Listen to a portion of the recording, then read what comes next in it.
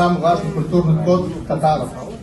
То есть татарами движет постоянно желание быть первыми и самыми лучшими. А значит, татарскую кулинарию надо немного шагнуть вперед и сделать популярным не только внутри Татарии, но сделать популярными вообще во всей России, а может быть и за Россией. Потому что тюркоязычных стран очень много. Мы здесь представили и решили сделать завтраки немного на современный манер, отвечающий нуждам современного человека. Мы не могли обойти классический вариант каши, и в нашем случае это не рисовая каша, мы используем пшено.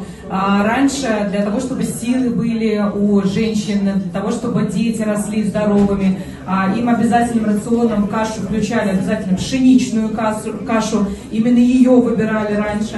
Каймак мы не смогли обойти, он у нас будет подаваться с вишневым вареньем и будет подаваться со сметаной.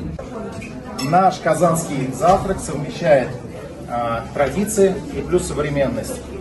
Мы никак не могли обойти стороной кастебы из картофеля, но мы добавили туда трюфель, чтобы подчеркнуть, что традиция жива, если она развивается. И, скажем так, увеличили вкус, обогатили его ароматикой. Шакшука – это такая, знаете, восточная история, которая, как культура Татарстана. Татарстан совмещает в себе разные культуры.